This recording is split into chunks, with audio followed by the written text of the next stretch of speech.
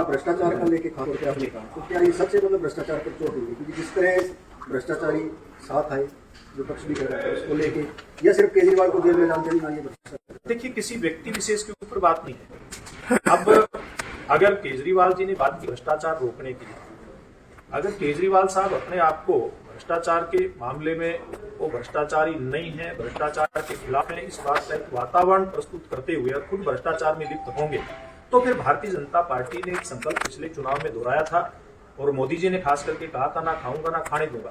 Bharatiya Janata party की सरकार, नरेंद्र मोदी जी की सरकार आंख मूंद करके बैठ नहीं सकती।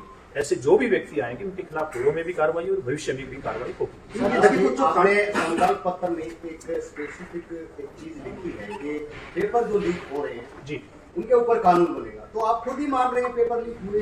देखिए, ये खुद मानने की बात नहीं है। तो देखिए, जो होता है और जो हुआ है वो जग जाहिर होता है। कोई मेरे छुपाने से, आपके छुपाने से छुपता नहीं है। लेकिन युवाओं की भलाई के लिए, देश की भलाई के लिए जितना ये सिस्टम पारदर्शी होगा, उस बात के प्रयास पूर्व में हुए और देश की जनता को उसका लाभ मिला है और भविष्य में भी मिलेगा।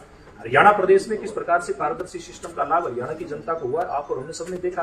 कैसे हरियाणा प्रदेश में नौकरियां बिकती थी, नीलामी होती थी, परिवार के लोगों को जिनके पेपर भी पास करने की गुंजाइश नहीं होती थी, उन लोगों को एचसीएस लगाया जाता था। कितने ही बड़े नेताओं के रिश्तेदार बड़ी बड़ी नौकरियों पर हमने लगे हुए देखे हैं। और किस प्रकार से जो इस प्रकार की व्यवस्था के लोग इस प्रकार की व्यवस्था से बैक डोर से जब एंट्री करते हैं नौकरियों में, तो जन सेवा का काम होता है, जन सेवा भी प्रभावित होती है। हमारी पार्टी और हमारी सरकारों का संकल्प रहा है कि जन सेवा के मामले को किसी भी रूप में गलत तरीके से प्रभावित नहीं होने देंगे। भविष्य में इसको और ज्यादा मजबूती के साथ किया जाएगा।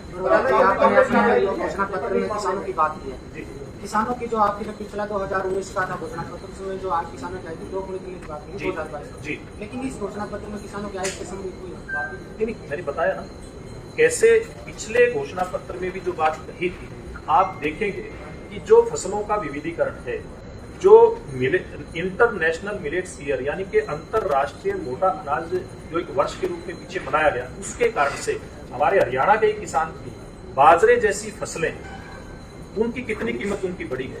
सरकार ने यह संकल्प दोहराया है कि हम प्राकृतिक खेती को बढ़ावा देंगे।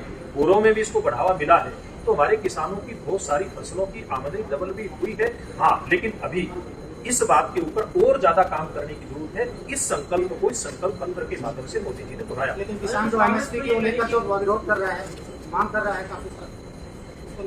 देखिए, निश्चित रूप से सरकार जो न्यूनतम समर्थन मूल्य है, वो न्यूनतम समर्थन मूल्य लागत के आधार पे उसमें 50% दाम जोड़ करके दिया जाए।